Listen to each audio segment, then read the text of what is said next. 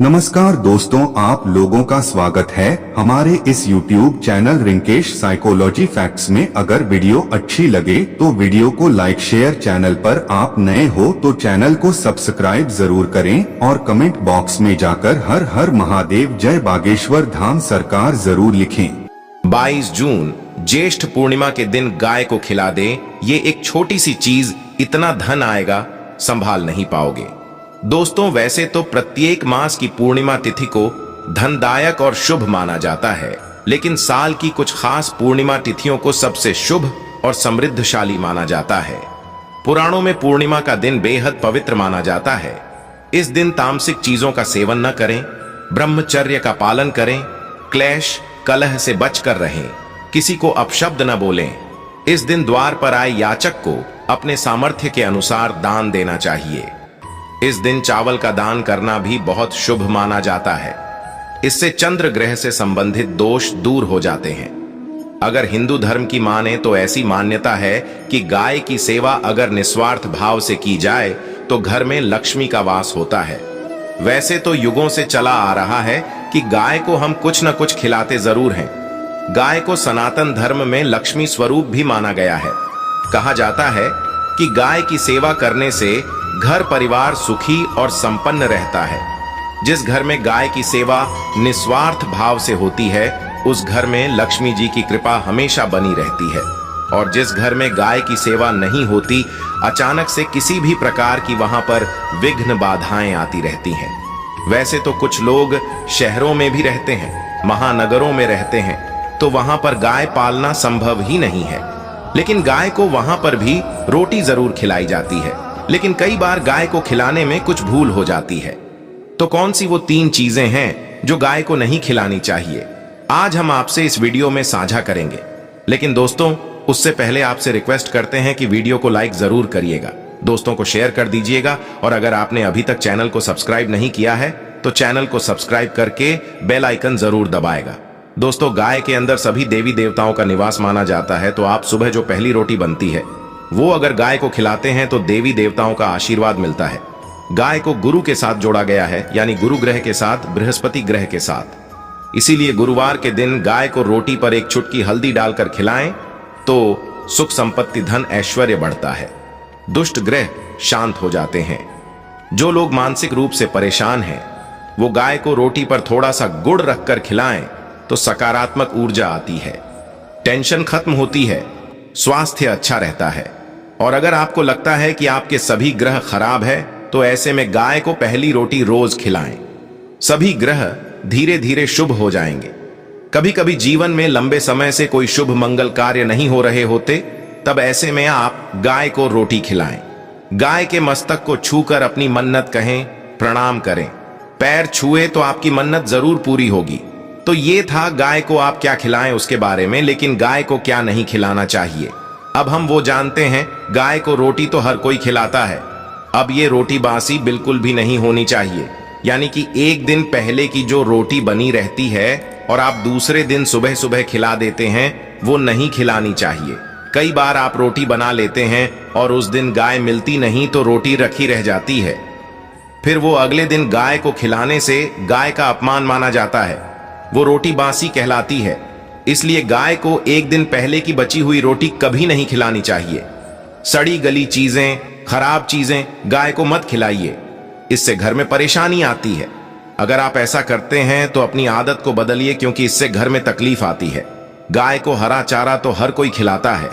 हरा चारा आप खिलाते समय एक बात का ध्यान रखें, गाय को सबसे ज्यादा पीपल का पत्ता लोग खिलाते हैं, पर पीपल का पत्ता आप खुद से तोड़कर मत खिलाइए।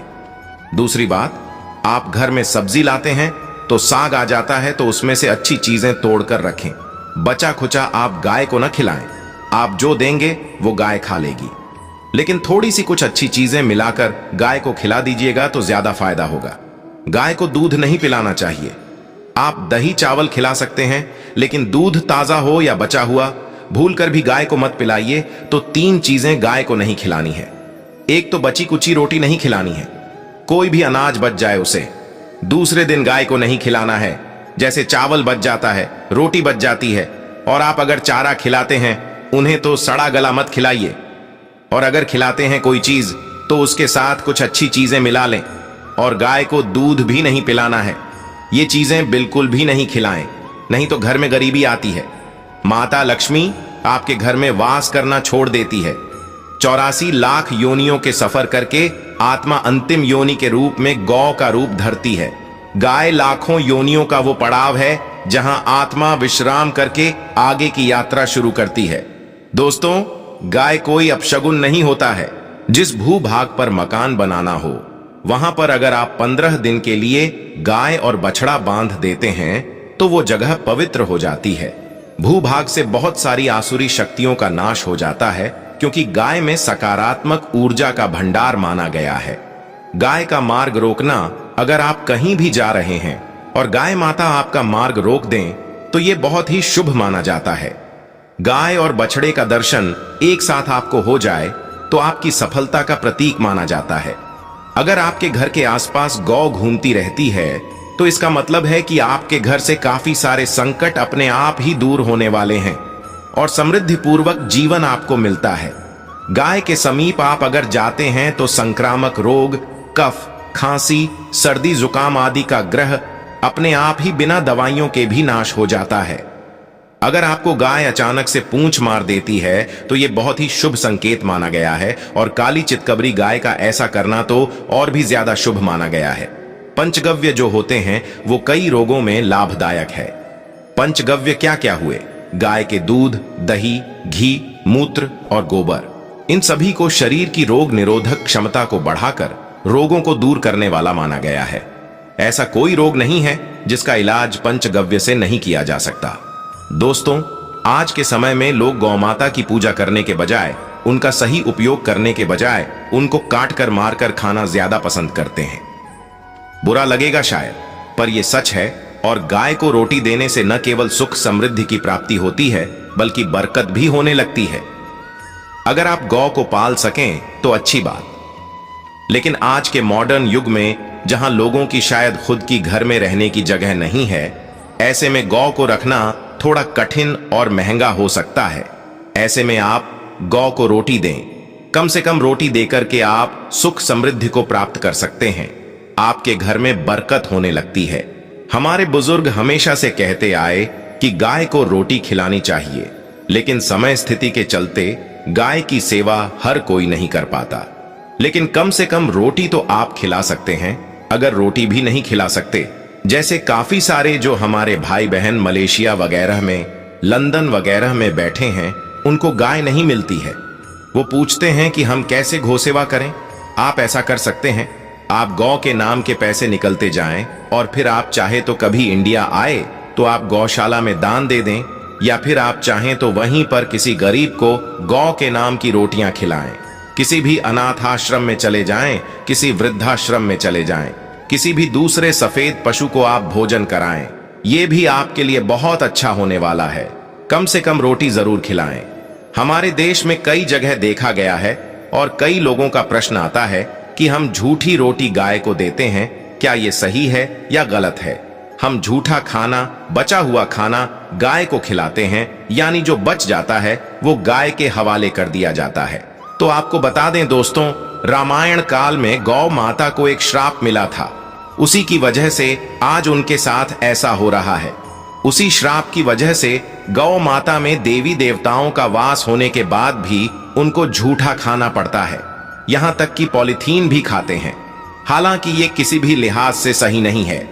आपको बता दें, वाल्मीकि रामायण में सीता द्वारा पिंडदान देकर दशरथ की आत्मा को मोक्ष मिलने का संदर्भ आता है। जो लोग जानते होंगे वो जानते हैं कि वनवास के दौरान भगवान राम, लक्ष्मण और सीता पितृपक्ष के दौरान श्राद्ध करने के लिए गया धाम पहुंचे। वहां श्राद्ध कर्म करने के लिए जरूरी सामग्री जुटाने राम और लक्ष्मण तो चले गए और सामान लेकर नहीं आए। इधर दोपहर हो गई, पिंडदान का समय निकलता जा रहा था। सीता मां घबराने लगी। तभी दशरथ की आत्मा ने पिंडदान की मांग कर दी। अब गया जी के आगे फल्गु नदी पर अकेली सीता जी मुश्किल में पड़ गई।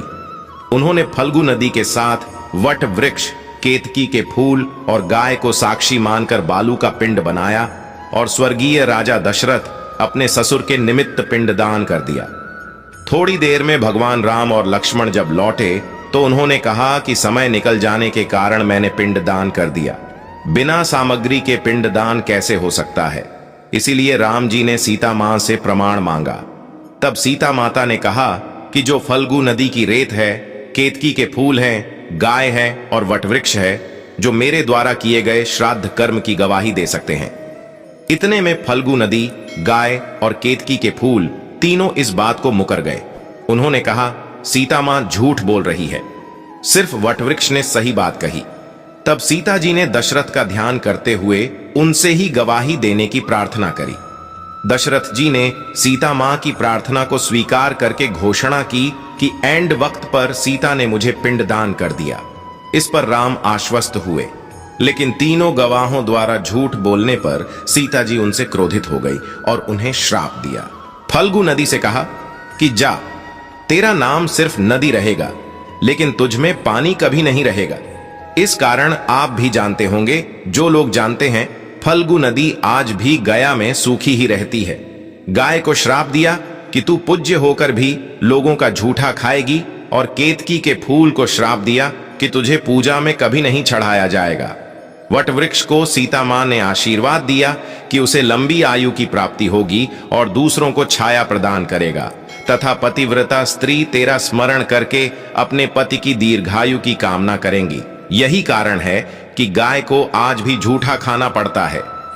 केतकी के फूल को पूजा से निषिद्ध बताया गया है। फल्गु नदी के तट पर जल नहीं है। सीता कुंड में पानी के अभाव में सिर्फ बालू या रेत में पिंडदान किया जाता है। दोस्तों, शास्त्रों के मुताबिक गौ माता में सारे देवी देवता निवास करते हैं। 33 कोटि देवी देवता और पितर का निवास होता है। अगर आप भी किसी मंदिर में नहीं जा सकते, पूजा पाठ नहीं करते हैं, कहीं जाकर के ग्रह दोषों का उपाय नहीं कर सकते हैं, तो आपको गाय को एक रोटी जरूर खिलानी चाहिए। हमेशा कहते हैं, पहली रोटी गाय की अगर आप भी खिलाते हैं तो दुनिया के सारे सुखों को प्राप्त कर सकते हैं। आपने अक्सर ही सुना होगा कि रसोई में पहली रोटी जो भी बने, गाय को दे देनी चाहिए। हर रोज गाय को एक रोटी देने से आपके जीवन के सभी दुख दर्द दूर हो जाते हैं। खाना बनाते वक्त हमेशा पहले एक रोटी गाय की निकाल दें। इसके बाद ही परिवार के बाकी सदस्यों के लिए आपको रोटियां सेंकने चाहिए। कोशिश करनी चाहिए कि गाय की उस रोटी में थोड़ा सा हल्दी मिला दें।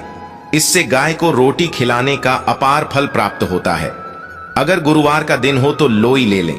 सने हुए आटे की एक छोटी सी लोई बना लें और उसमें हल्दी मिलाकर गाय को खिला दें। आपके जीवन में शुभता आती है, वैभव आता है, धन संपत्ति का वास होता है।